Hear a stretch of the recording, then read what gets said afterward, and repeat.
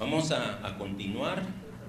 La tercera ponencia que tenemos acá dice criterios bíblicos para elegir funcionarios. Miren qué interesante. Criterios bíblicos para elegir funcionarios. ¿Cuál es el objetivo? Determinar bíblicamente los criterios para hacer una selección responsable de funcionarios públicos en los procesos electorales. Bueno, vamos a comenzar con nuestro primer expositor, el pastor Gustavo Bianchi. Tiene la palabra. Muy bien, este tema hay dos formas de abordarlo. Uno, desde la perspectiva de los requisitos bíblicos, pero otro desde una perspectiva pragmática el día de hoy. Si nos vamos a los requisitos bíblicos, Deuteronomio 17, versículos 14 al 20, los da claramente. Esta es una anticipación. Dios ya sabía que el pueblo de Israel eventualmente iba a escoger rey.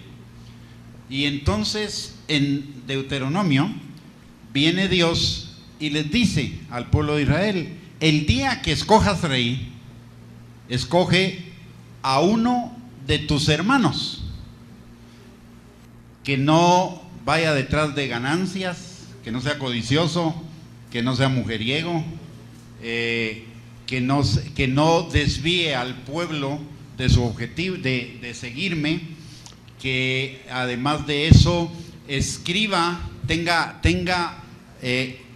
una copia de la ley escrita por él mismo para que le sirva de base para tomar decisiones. O sea, cuando vemos esos requisitos, básicamente tendría que ser un hermano en la fe, un connacional nacido en el país, no codicioso, no avaro, no mundano, que no lo atraiga el mundo, no mujeriego, temeroso de Dios, lector y estudioso de la palabra y que la ponga por obra, no soberbio, no orgulloso, que gobierne bien su casa, que se congregue, que esté sujeto a una autoridad espiritual. Eso es el ideal. Obviamente, yo le agregaría todavía otros conceptos más. Un gobernante tiene una responsabilidad similar, si no mayor, que la de un ministro eclesiástico. Por lo tanto, deberían entrar los requisitos de por lo menos los diáconos, que nos habla Primera de Timoteo. Ahora, eso es desde la perspectiva bíblica, desde la perspectiva ideal, ¿sí? Así como no existe el ministro perfecto, porque si somos honestos y vemos los requisitos de Primera de Timoteo, para los ministros, difícil llenar al 100%, entonces debemos buscar lo más próximo. Y en un país donde en las circunstancias actuales, con todos los que se están preparando, debemos ser, tomando en cuenta estos requisitos, lo que más se aproxime, porque no vamos a encontrar a alguien que los llene al 100%. Y en la coyuntura actual, algo que por lo menos sí deberíamos considerar son por lo menos 4 puntos, aparte de las cualidades del carácter, porque todo esto se refiere a carácter y a personas que sean temerosas de Dios. Pero no, mire, hay que tener cuidado, porque en la época de elecciones todos se visten de novia, ¿verdad? Para que bailen con ella. Todos se vuelven cristianos, como los cristianos. Los evangélicos son el mayor elector, o uno de los mayores grupos de electores. Todos se visten de cristianos, ¿ah?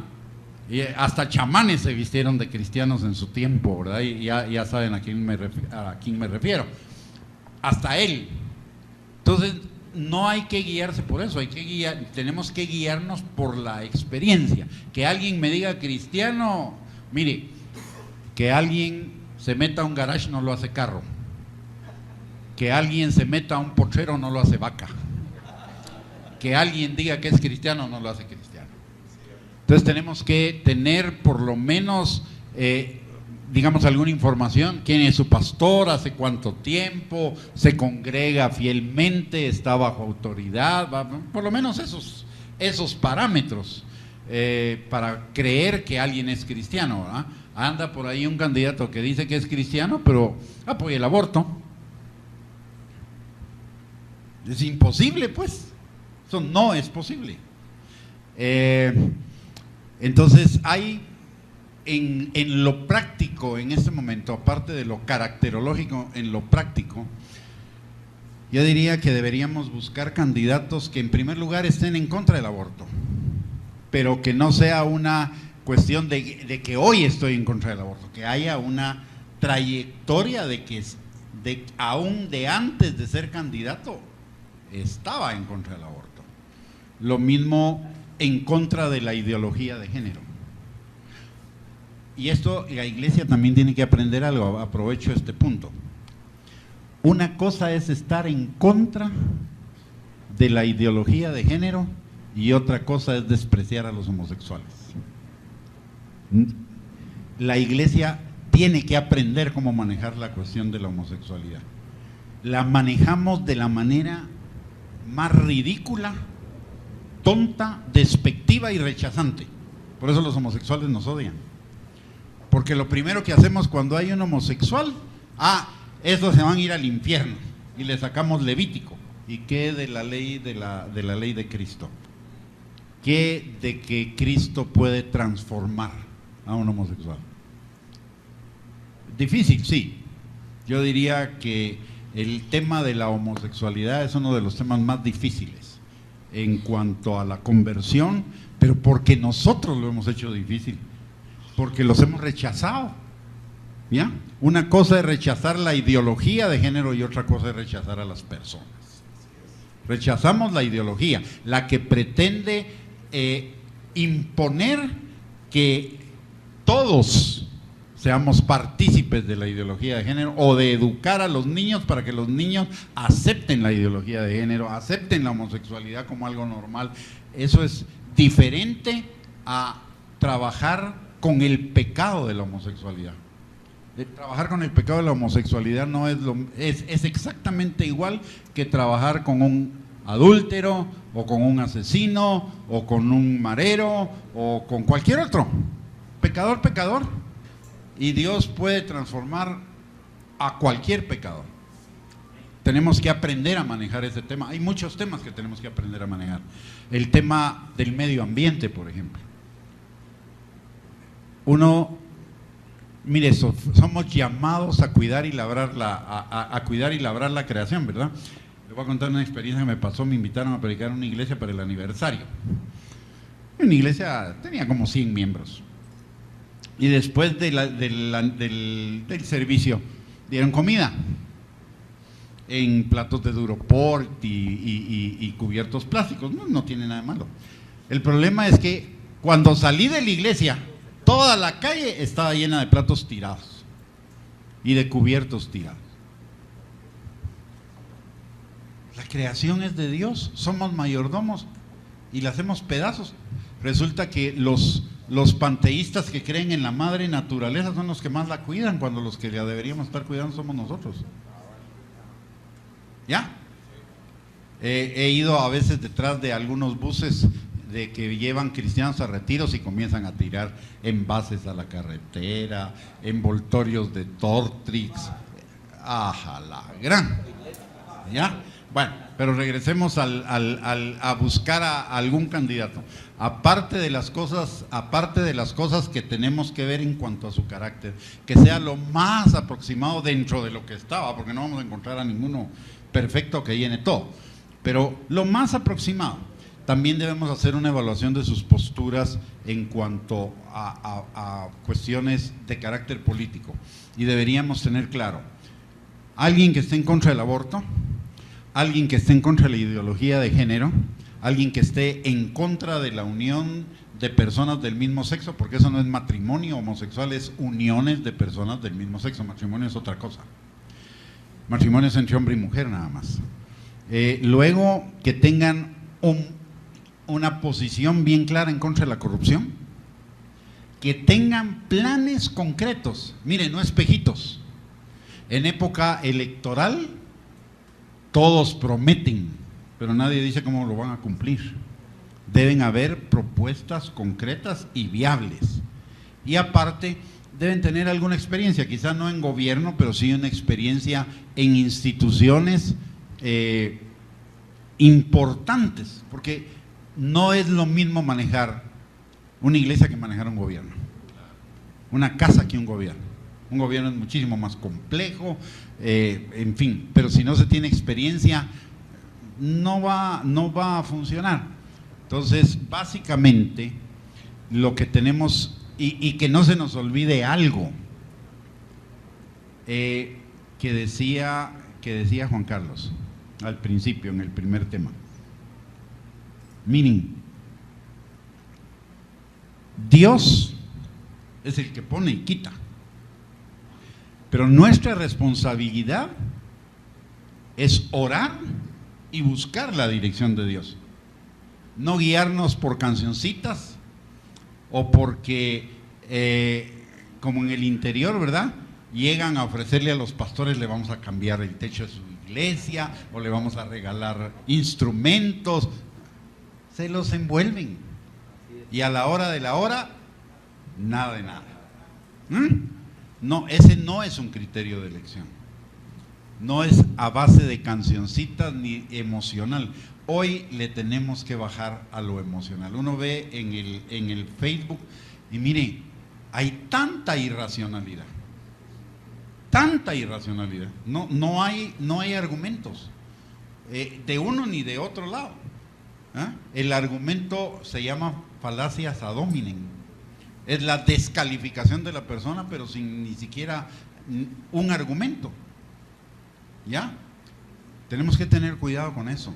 Tenemos que ser objetivos y guiados por el Espíritu Santo. Recuérdense lo que la palabra de Dios dice en Romanos capítulo 8, versículo 14 en adelante, es que los hijos de Dios no somos guiados ni por profetas, no somos guiados ni por emociones, ni por sentimientos, ni por conveniencias, somos guiados por el Espíritu Santo. Hay que doblar rodilla. Antes de cualquier cosa, doblar rodilla y buscar la dirección de Dios. Y Dios nos va a guiar a la persona que sea la más idónea, pero usando criterios racionales, no criterios emocionales. Y por favor, si es pastor o si es líder, usted tiene su elección, su escogencia, pero no tiene ningún derecho de decirle a la gente por quién votar. ¿Sí? Lo que explíquele son criterios que ellos deben usar para elegir. ¿Ok? No le puedo imponer, porque esto va en detrimento de el llamado que Dios le dio. ¿Por qué? Porque en su congregación van a haber de unos, de otros. Si usted se inclina por uno, va a quedar mal con un montón. Y eso lo va a descalificar a usted como pastor. Hable de criterios, no hable de personas. Recuérdese que su función es formar, su función es educar a sus miembros, no imponer, y mucho menos en este tema. ¿Ok? Yo tengo mi candidato, pero solo Dios y yo lo sabemos. Nadie más lo va a saber. Y a veces solo Dios, sí. Sí. Entonces, por favor, no use su posición para llevar a la gente hacia el candidato que usted quiere. Esa no es nuestra función. Eduque, forme, aproveche la oportunidad para que la gente piense, razone y busque a Dios y busque a la persona con los criterios bíblicos. Muchas gracias.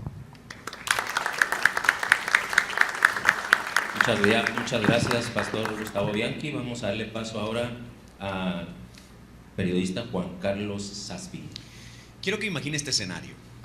Usted es propietario de una gran empresa y va a contratar al gerente general. Y entonces usted utiliza el criterio y usted lo siente, le dice, pues usted me va a administrar varios millones de quetzales, la herencia de toda mi familia. Cánteme una cancioncita, vamos a ver qué tal es para cantar. Y decido si lo elijo o como usted es cristiano, ya no necesito saber nada más de usted. Con eso usted está contratado para administrar mi finca. ¿Qué le parecerían esos argumentos? Tontos, ¿no es cierto? Irracionales. Pero así elegimos. Elegimos por el anuncio que más miramos. Elegimos por la cancioncita más bonita. Elegimos porque nos cae bien. Imagínese que usted va a contratar a un gerente de su empresa y usted le diga, es que usted me cae bien, contratado. Pero qué riesgo sería. Pero así elegimos a nuestro presidente. Lamentablemente, por el derecho universal de elegir y ser electo, no podemos poner prerequisitos para que participen candidatos. Pero para mí eso debería ser uno de los elementos a cambiar, porque de verdad deberían estar preparados los que van a ir a gobernar. Pero bueno, entonces nosotros elijamos a los preparados. Fíjese que, digamos, un ejemplo de esto, de cómo elegimos nosotros, es como el gran profeta Samuel quería elegir al segundo rey de Israel. Quería elegir al más guapo, al más alto, parecidín al Saúl. Exacto. Entonces no nos dejemos guiar por las apariencias. Realmente conozcamos. Porque, bueno, el profeta en ese momento, porque urgía, se dejó guiar exclusivamente por la voz de Dios, pero él se equivocó 6 o 7 veces. Este no. Mira, no tenés otro hijo por ahí, ¿no? Porque dice que no es ninguno de estos, pero es tu hijo, ¿va? Entonces, pero si él se hubiera tomado quizá la tarea de estar una semana investigando a los hijos de Isaí, ¿era, no? Sí, Isaí. Entonces, hubiera sabido quién era el trabajador, quién era el administrador, quién era el idóneo. Entonces nosotros tomémonos esa tarea, porque sí, tenemos que orar, pero mire, yo diría que habría que orar antes y después de conocer a los candidatos, pero conocerlos bien. Yo anoté algunas ideas acá. Debo conocer ampliamente a los candidatos para todos los puestos públicos. Recuérdense que no solo es para presidente, vamos a votar para alcalde y vamos a votar para diputados. Entonces, ¿qué deberían tener? Bueno, conozcamos su currículum. Conozcamos de verdad su currículum. Miremos qué preparación tiene para este puesto que quiere. Lo primero que le pedimos a un candidato para nuestras empresas es: quiero ver su currículum, quiero ver qué ha estudiado, quiero ver qué ha hecho. No le daríamos a cualquiera la gerencia de nuestra empresa, pero le damos a cualquiera la administración de nuestro país. Entonces, luego preguntémosle qué plan o idea tiene para gobernar. Pero no solo estos espejitos del que hablaba Gustavo, sino qué va a hacer, cómo lo va a hacer, porque todos son buenos para decir qué van a hacer, pero cómo lo van a hacer y cuándo lo van a hacer. Porque si empiezan a trabajar, hacen una promesa y el tercer año y medio empiezan a trabajar, ay, qué pena, ya no dio tiempo, ¿verdad? Pero yo traté. No, o sea, desde que son candidatos tenemos que hablarlo. ¿Qué va a hacer? ¿Cómo lo va a hacer? ¿Cuándo lo va a hacer? Esas 3 preguntas nos las tienen que responder en todos los diferentes promociones que esté disponible. Tenemos que darnos a la tarea de ver foros políticos. Mis redes sociales, Juanca Motivador, yo estoy publicando una entrevista de un colega mío que se llama Richard Shaw, que está entrevistando a todos los candidatos. Entonces usted puede entrar a Juanca Motivador, es mi Facebook, Twitter, Instagram, YouTube. Yo estoy publicando ahí las entrevistas que Richard Shaw está haciendo a todos los candidatos. Y de verdad, ustedes, con 5 o 10 minutos que uno mire a alguien, uno puede percibir tantas cosas en todo esto, ¿no? Además, Richard es muy bueno para las preguntas y los desarma, entonces uno puede ver. Pero mire, es muy importante también que sepamos con quién va a trabajar. O sea, que nos digan con quién. Estaba viendo una entrevista con un candidato de estos que le digo, mire, ahorita no le puedo dar nombres porque no quiero que me los roben, pero tengo buena gente. O sea, no, dígame con quién. Porque entonces resulta que empiezan a gobernar y hasta los 2-3 meses tienen su equipo. Entonces no se puede. O sea, ya, si realmente va en serio, que ya me tenga aquí el nombre de todos sus ministros, o por lo menos los probables, ¿verdad? Porque falta que todavía acepten. Pero entonces, su currículum, su plan o idea de gobierno y su equipo de trabajo, por lo menos esas 3 cosas debemos tenerlo bien claro de cada candidato. Entonces, dígame usted, ¿por quién va a votar? Dígame, ¿cuál es el currículum de esa persona? Dígame, ¿cuál es lo que quiere hacer con el país? ¿Cómo lo va a hacer y cuándo? ¿Y con qué gente lo va a hacer? Mínimo deberemos saber eso. Ahora, mire, esto que le voy a decir, quizá no sé cómo lo vaya a tomar, pero para mí, un funcionario público no es prerequisito que sea cristiano. Como dice Gustavo, lo ideal es que fuera cristiano, pero no es prerequisito, como tampoco es el único requisito que debemos ver. Entonces, no es prerequisito que sea cristiano, y hay algunos ejemplos bíblicos como Nabucodonosor, que Dios mismo dijo es mi siervo, como el faraón de Egipto, que Dios mismo dijo yo te levanté para cumplir mis propósitos, o el ejemplo que nos daba Guillermo de Ciro el Persa, ¿verdad? O sea, Dios puede usar a las personas que no son cristianas, pero nosotros entonces sí tenemos que evaluarlos bajo este criterio, según yo. Creo que uno de los principales criterios que debe tener un candidato es que promueva la libertad religiosa. O sea, que eso sí lo garantice y que estemos claros que va a permitir la libertad religiosa. Y dos, que sea flexible. Creo que los tiranos ya no funcionan en este tiempo, ya tenemos ejemplos bien claros en Cuba y Venezuela que los tiranos, los caudillos, los mesías no funcionan en este tiempo. O sea, tiene que ser gente flexible y negociadora, que desde mi punto de vista ha sido quizá el talón de Aquiles más grande del gobierno actual. No ha sabido negociar con las diferentes partes y entonces se le ha salido mucho de control, y en el peor de los casos, pues la gente me cuenta que en el interior de la República hay demasiada anarquía en este momento, la gente hace lo que le da la gana. Entonces, porque no hay buenos negociadores en el gobierno que vayan y persuadan a la gente, solo se quiere imponer o se suelta. Entonces, para mí esos son los mejores, los más importantes, que sea flexible, que promueva la libertad religiosa, que sea funcionario de carrera. Depende de la posición a la que lo vamos a optar. Por ejemplo, un diputado, pues probablemente estaría bien que quiera ir de primero, pero por lo menos que sea abogado, digo yo. Si van a ir a hacer leyes, por lo menos que conozca algo de leyes, porque si no, ¿para dónde agarramos? Entonces, debemos estar claros que las buenas intenciones no bastan. O sea, que porque haya gente que diga es que yo quiero hacer por mi país, yo lo voy a transformar. Ok, ¿se ha preparado para hacerlo? Tenemos que ver bien que esté preparado para hacerlo, porque mire, hay una frase, mi favorita quizá de John Maxwell, es una frase bien dura, y dice: no hay nada peor que un idiota con iniciativa. No hay nada peor que un idiota con iniciativa. Mire, pastor, le pinté la iglesia de rojo, qué linda, ¿verdad?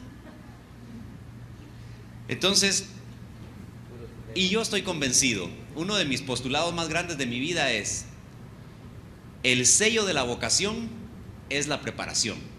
A mí que nadie me diga que tiene vocación para algo si no se quiere preparar para ello.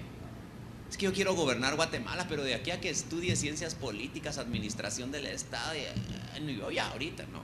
El sello de la vocación es la preparación. Quien realmente tiene vocación para algo se prepara. Usted no crea que Messi un día se acostó y el otro día era el fantástico futbolista que es, o Cristiano Ronaldo. El sello de la vocación es la preparación.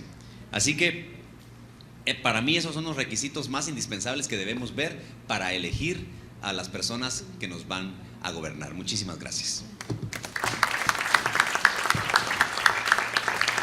Muchas gracias, hermano Carlos. Vamos a darle paso ahora a nuestro siguiente expositor, nuestro teólogo Guillermo Méndez. Tiene la palabra, hermano. Muchas gracias.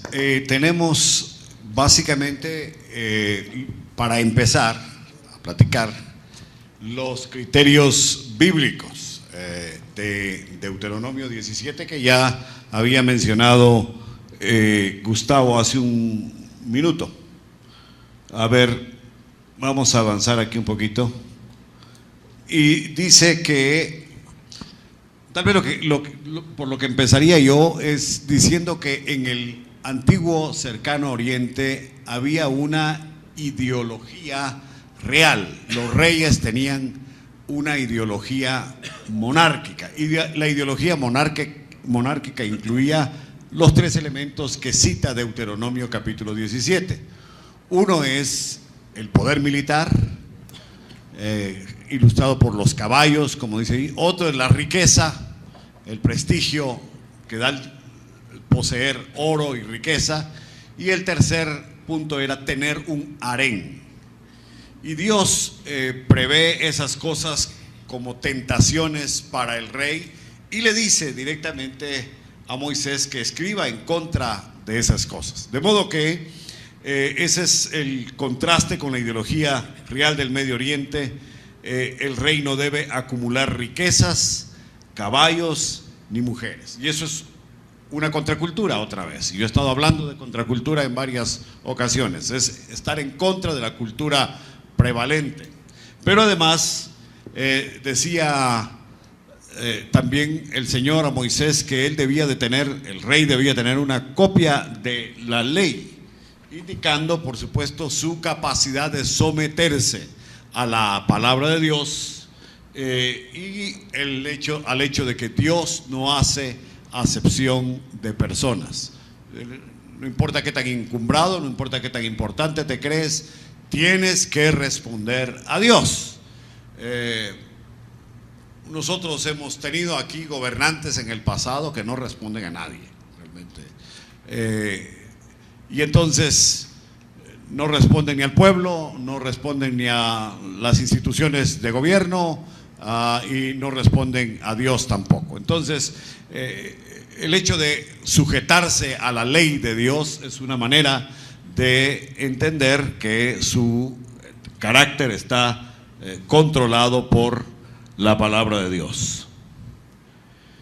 Dios dio la ley en el Sinaí, en un lugar desierto donde no había poderes, donde no había gobierno, no había ideología, y el ideario era constituir desde ahí una sociedad alterna, es decir, en la entrega de la ley en el Sinaí, constituir una sociedad alterna que se caracterizaba por cómo tratar a la gente, cómo la gente se trata entre sí, amar a Dios, amar al prójimo, cómo tratar al rey y cómo ser rey. Y todas esas cosas de alguna manera están evidenciadas a partir de este texto que veíamos en Deuteronomio 17. El cuadro realista hoy, dice un teólogo erudito en Antiguo Testamento, el doctor Walter Brueggemann, dice que el cuadro realista del gobierno humano es que estamos abocados al consumismo, al militarismo, al culto a la tecnología y al culto a lo terapéutico. En otras palabras, estar bien, estar saludable, entre las medicinas y pastillas y ejercicios y máquinas de ejercicios y todo lo demás, ahí está como parte de nuestro culto a lo terapéutico. Eso dice Walter Brueggemann. Yo diría algo tal vez más simple, diría yo, estamos abocados al materialismo, que él llama consumismo, el culto al formalismo religioso, es decir, cumplimos lo que se ha estado mencionando acá y que distinguíamos hace un rato como la diferencia entre los comulgantes y los confesantes, de la gente que hace como que es y los que son. Y en verdad ahí está, y ahí nos metemos todos, dicho sea de paso. Yo no tengo un dedo señalando a nadie porque todos estamos de alguna manera en la necesidad de ponernos a cuentas todos los días, todo el tiempo, para asegurarnos que estamos siendo fieles al Señor. El culto a la motivación y el culto al liderazgo. Cosas buenas en general, no estamos condenando nada de esto, simplemente estamos diciendo hay realmente mucho de esto y muy poco énfasis en el carácter, en la responsabilidad y en la responsabilidad como contraparte de la libertad. La democracia, decía un pensador austríaco, es el mejor sistema para escoger porque tiene tres virtudes. Una, escoger según la mayoría es mejor que escoger por medio de la violencia, o sea, votos es mejor que violencia, ¿sí? Es mejor ponernos de acuerdo que ejercer violencia. La segunda característica, decía este señor acerca de la democracia, es que enseña, o nos educa, porque en la medida en que estamos persuadiendo a otros para que opten por esta o otra postura, tenemos que explicar sus ventajas y tenemos que decir, lógicamente, esto conduce a mejores resultados. Y tu lógica aquí falla porque tu lógica no produce esos resultados que son los mejores. Y ese debate, que es parte de la democracia, educa. Por lo menos este rasgo nos ilustra este pensador. Y el tercer rasgo dice, porque al final es la mejor forma de preservar la libertad individual. Y la libertad individual tiene que ver con el hecho de que las personas tienen al final, después de que todo se ha dicho y todo se ha hecho, la capacidad de decir estoy de acuerdo o no estoy de acuerdo. ¿Sí? Poner el dedo en el renglón en calidad de oposición, como ya mencionaba Juan Carlos hace un momento. Todas estas cosas, en otras palabras, aseguran que las personas puedan seguir manteniendo su criterio y no ser uniformados y obligados a vestir todos el mismo tacuche ideológico. Uno de los puntos que veíamos hace un rato era la necesidad de ser pacificadores. Y tal vez lo más contrastante con la posibilidad de ser pacificadores es promover la lucha de clases. Ustedes saben que hay escuelas, hay universidades, hay ideologías, hay partidos políticos diseñados con la intención de hacerse del poder, quedarse con el poder, pero a partir de la lucha de clases, a partir de dividirnos a todos, ya sea en la iglesia, ya sea en la sociedad, ya sea en la familia, en donde sea, entre ricos y pobres, entre oprimidos y opresores. Y esa condición naturalmente lleva a la confrontación. Entonces, otro de los criterios para elegir candidato es alguien que no esté orientándonos a ese tipo de confrontación, a la lucha de clases, porque eso está en abierta oposición con el hecho de ser pacificadores. La guerra no nos va a dejar nada. Hemos tenido en Guatemala 30 y pico de años de confrontación y destruimos muchísimos recursos, se destruyeron familias, se murió mucha gente y no quedó realmente nada bueno después de todo eso. Más que unos acuerdos de paz mal hechos, maltratados, en donde nos obligaron a estar de acuerdo con cosas que no necesariamente entendíamos, cuando lo fundamental era realmente ser pacificadores. Entonces, la invitación es sumar a todo lo que ya mis amigos dijeron, mis hermanos dijeron, que tienen que ver realmente con las cualidades de carácter, que tienen que ver con la capacitación, con la entereza moral, con todo lo que nos hace a nosotros personas preparadas para afrontar la responsabilidad. Esta otra característica que tiene que ver con que no se promueva la lucha de clases en Guatemala. Otra guerra en el país. Lo último que un país pobre necesita, desabastecido, con hambre, con gran desnutrición, lo último que un país así necesita es otra guerra. Entonces, ese es un llamado muy concreto y muy específico que desde mi perspectiva yo les quiero plantear, porque hay varios candidatos que tienen esa visión. Incluso la señora que fue a CNN hace un par de días recomendó a un candidato que tiene justamente esa visión, o una candidata con esa visión. Sí. A los 2 días salió diciendo que ella no había dicho eso, pero ahí está, ahí está en la televisión. No podemos hablar de lucha de clases más en este país. Ese grupo es un grupo armado que está en el interior. Están armados. Y por supuesto están listos para ir a la guerra. Y yo quisiera pedirle al pueblo de Guatemala, a ustedes, mis queridos hermanos, que oren por la paz, no solo de Jerusalén, sino también por la paz de Guatemala, porque hay mucha confrontación todavía entre nosotros. Y si algo podemos nosotros contribuir como iglesia es a la reconciliación. Reconciliación, como ya se dijo, de todas las cosas en Cristo, que Dios reúne todas las cosas en Cristo, pero además la reconciliación en nuestras relaciones. Si en algo somos o debemos ser especialistas los creyentes es en relaciones interpersonales. Y una de las cosas fundacionales ahí es la paz. La paz. Shalom, ausencia de conflicto. Eirene, decían los griegos, que es la paz. Entonces, promovamos nosotros la paz y cuidémonos de candidatos. Estamos hablando de principios, ¿verdad? No estamos hablando de nombres. Cuidémonos en materia de principios, cuidémonos de candidatos que están promoviendo directamente la confrontación en Guatemala. Y que eso es parte de su ideología y es parte de su trayectoria.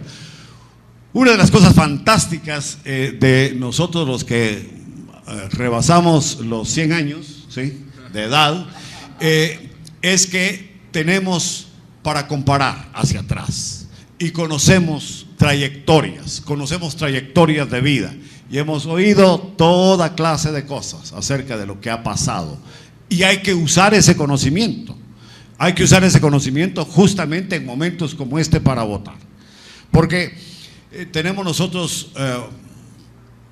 por ejemplo, una información, y esto lo quiero decir con mucho cuidado, con mucha delicadeza. Tenemos información, o teníamos información hace algunos años, de que el candidato presidencial y su vicepresidenta eran amantes. Era un secreto a voces. Todo mundo lo sabía. Era un secreto a voces. Todo el mundo lo sabía. Y sin embargo, el pueblo de Guatemala fue y votó por ellos. De hecho, el pueblo los hizo ganar. Y de hecho, muchos evangélicos votamos por esa pareja presidencial. Y ahí había un gran problema moral. Y era un gran problema moral para todos nosotros, incluso como iglesia, sabiendo semejante cosa. Y yo podría decir que eso tal vez es una cosa baladí, es una cosa superficial, que eso no importa, pero es que, ¿qué pasó 2, 3 años después? Dios mismo los removió del poder. Y para mí eso es una censura, no solo a ellos como personas, sino una censura a toda nuestra mala elección. ¿Sí? Y ahí hay una cosa moral muy importante. Y ahora que nosotros sabemos trayectorias de fulano, de sutanita, de menganito, nosotros tenemos la obligación de utilizar también nuestro criterio moral como base de lo que vamos a seleccionar. Ser viejo ayuda porque nos permite comparar y permite conocer trayectorias. El señor que se quedó guardado en Estados Unidos, que fue a ver a Mickey Mouse y se quedó guardado en Estados Unidos, de él se saben cosas desde hace muchos años, ¿sí? Secreto a voces otra vez, el peladero lo sacaba, todo mundo, sí, y sin embargo nuestro distinguido señor presidente fue a una reunión con él. O sea, eso es no usar el criterio moral para tomar decisiones y para ver con quiénes nos reunimos y con quiénes no nos reunimos. Una cosa muy importante. Y nosotros no podemos caer en ese mismo error ahora que estamos hablando de elegir al candidato a gobernar Guatemala. Muchas gracias. Muchas gracias, Guillermo Méndez. Vamos a terminar esta ronda con el mismo punto de preguntas y respuestas. Nuevamente tenemos unos minutos para ello. Si alguien tiene alguna aportación. ¿Alguna pregunta, alguna aportación? Aquí está el micrófono.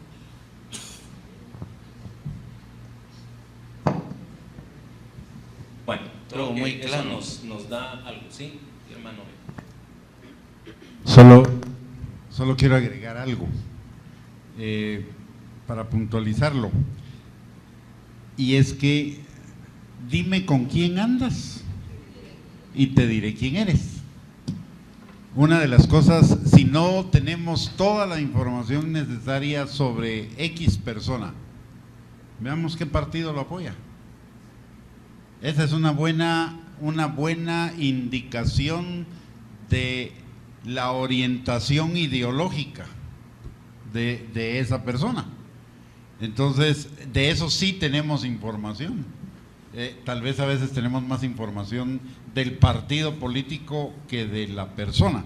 Entonces también tenemos que ver cuál es la organización que lo está proponiendo, cuál es su pensamiento, qué ha hecho en el Congreso, porque tal vez hay hoy partidos nuevos, pero partidos nuevos de gente vieja. Ya sabemos de dónde viene esa gente. Exacto. Ya sabemos cuál es la ideología. Dime con quién andas y te diré quién eres. ¿Ah? Bien, hermanos, tenemos 5 minutos para cada uno de los panelistas todavía. Lo que ellos van a hacer ahorita en este tiempo es sacar sus conclusiones de esto para que nosotros cerremos esta enseñanza y nos llevemos eso, porque sabemos que hay mucho por hacer, ¿verdad? Gracias. Yo voy a usar mi tiempo de conclusiones porque creo que los hermanos están mucho más capacitados para hacer la conclusión general de lo que estamos. Quiero leerles brevemente, no todo, les recomiendo que ustedes lo busquen. Hay un artículo que me llamó mucho la atención de Prensa Libre que salió antier. Se llama ¿Quién es la nueva Telma? Si quiere anótelo por ahí y búsquelo en Google y lo lee despacio. Creo que si usted no tiene claro cómo está el panorama político, este artículo le puede ayudar a ubicarse cómo quedó el panorama político tras la eliminación de Suri, de Telma, de Cabrera y Radford. Entonces, en este momento, Sandra Torres ocupa, si las votaciones fueran hoy, Sandra Torres ganaría en primera vuelta casi. Ella se quedó con el 20.7 del caudal de votos, entonces que regularmente tiende a aumentar el que tiene la cabeza. Entonces, independientemente de lo que usted piense, tenemos que hacer algo al respecto del hecho de que Sandra está encabezando la intención de voto a nivel nacional. El segundo que le sigue entonces con intención es Alejandro Yamatei. Él tiene, pero apenas tiene el 7.4%. Si usted siente alguna inclinación por Alejandro Yamatei, va a haber que hacer algún tipo de trabajo para ayudarlo, porque del 7 no va a llegar nunca al 20 en intención de voto. Roberto Arzú, del PAN, tiene el 3.8%, prácticamente no hay contienda. Edmond Mulet, del Partido Humanista, está en el 2.7%, no hay manera que crezca. Freddy Cabrera está en el 2.3% del partido Todos.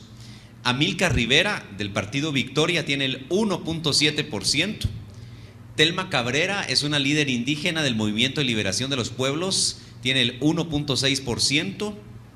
Julio Héctor Estrada, que es el ex ministro de Finanzas, apenas tiene el 1.3%. Así está el caudal. O sea que en este momento la lucha está entre Sandra Torres y Alejandro Yamatei.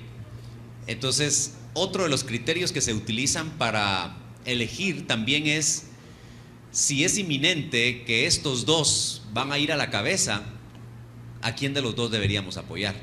Tenemos menos de un mes de campaña política, creo que los demás no van a levantar. Ese es mi criterio y mi experiencia en las elecciones que he visto. Entonces, me parece que aquí lo que va, la elección real va a ser entre estos dos. Se me hace que estos dos van a ir a segunda vuelta. No sé qué opinan ustedes con lo que han visto.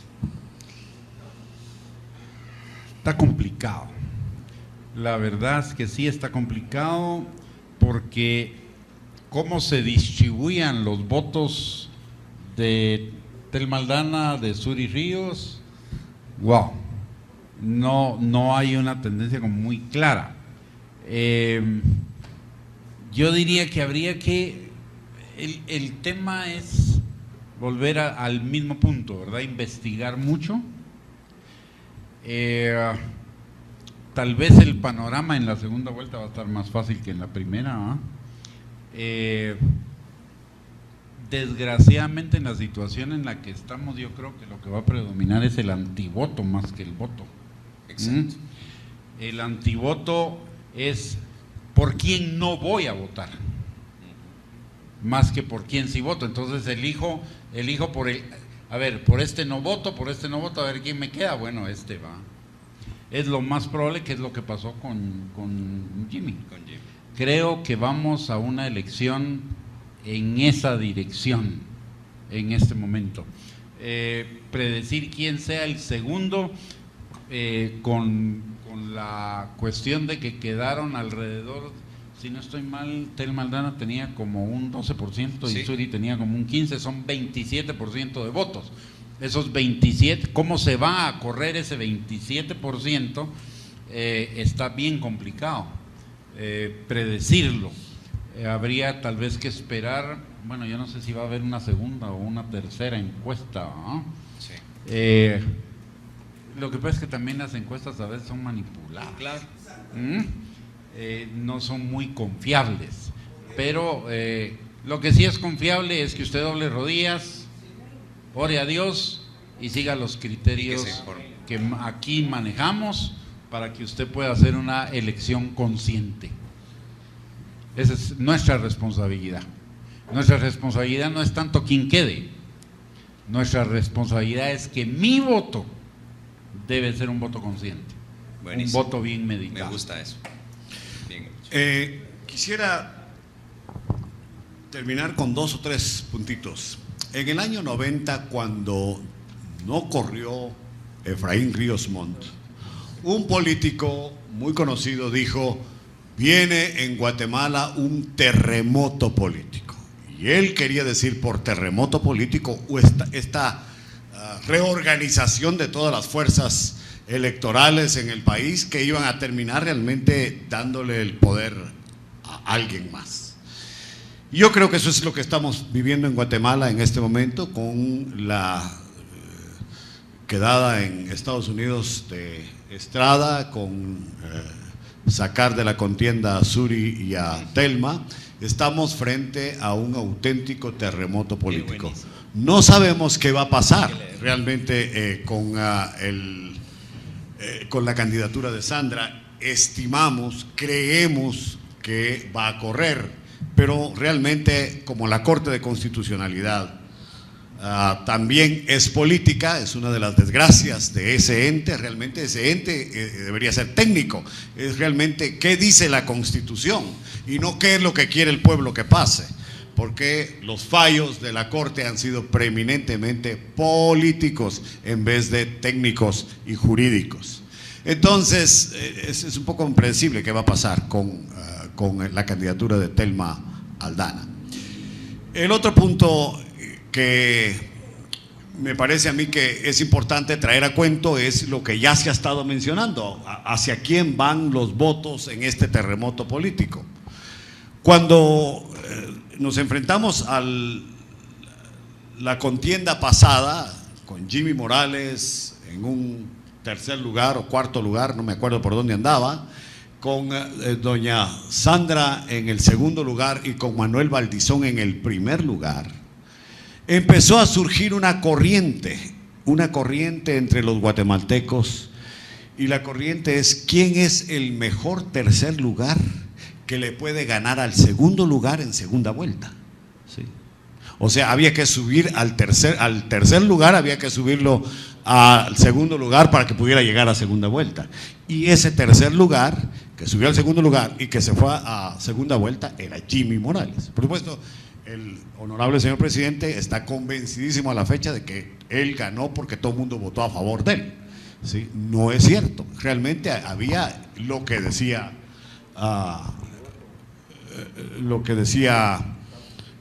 Gustavo hace un minuto, había un claro antivoto. El antivoto era en contra de Manuel Valdizón y el antivoto era en contra de Sandra Torres, clarísimo. Y era por razones políticas, y por razones muy ideológicas al final, en ambos casos. Y entonces, pues ganó Jimmy Morales, como todos nosotros sabemos. Pero lo importante en esto es que ahora que se está dando el terremoto político, no podemos decir con claridad que realmente va al que le toca, porque los guatemaltecos estamos ya bastante claros de que aunque el candidato crea que le toca, el pueblo dice no le toca, ¿sí? Y si no le toca, no le toca.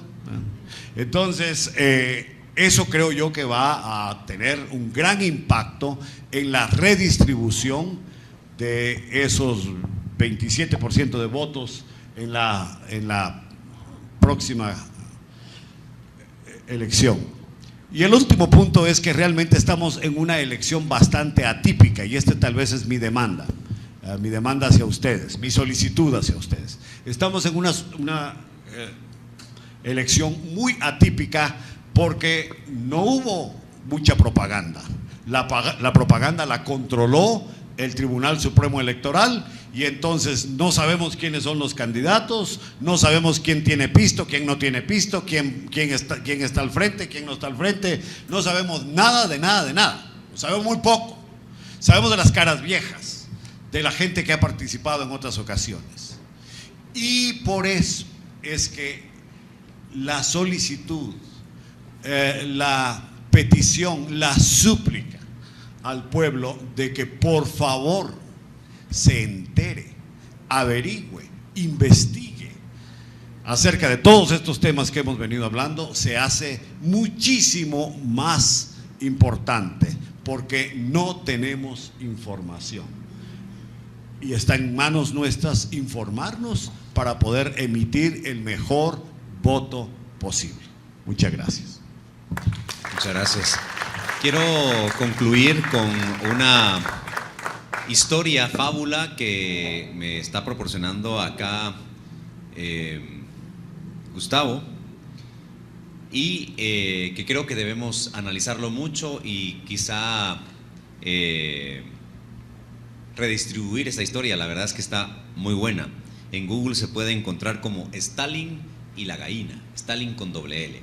Dice: en una de sus reuniones, Stalin, el dictador soviético de 1878 a 1953, solicitó que le trajeran una gallina. Estaba con su rosca cercana, el dictador. Agarró la gallina fuertemente con una mano y con la otra empezó a desplumarla salvajemente. La gallina, desesperada por el dolor, intentó fugarse, pero no pudo. Así Stalin le quitó todas las plumas y le dijo a sus ayudantes: ahora observen lo que va a suceder. Puso a la gallina en el piso y se alejó de ella un poco, agarrando en su mano un puñado de trigo, mientras sus colaboradores observaban. Observaron que la gallina, a pesar de estar asustada, adolorida y sangrando, corría detrás de Stalin, mientras éste le iba tirando puños de trigo y daba vueltas en la sala. La gallina lo perseguía por todos lados, mientras él le lanzara los granos. Entonces Stalin miró a sus ayudantes, quienes estaban totalmente sorprendidos, y les dijo: así de fácil se gobierna a los estúpidos.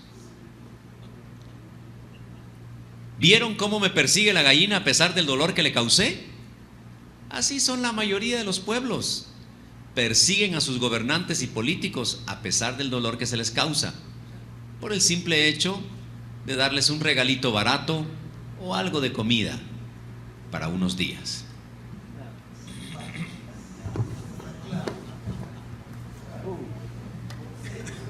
Bueno, eso queda abierto para que cada uno de nosotros meditemos sobre ello, ¿verdad? Les damos las gracias entonces primeramente a nuestro Dios, y muchas gracias a ustedes, hermanos, por el esfuerzo, por la gran ayuda que están proporcionándole al cuerpo de Cristo.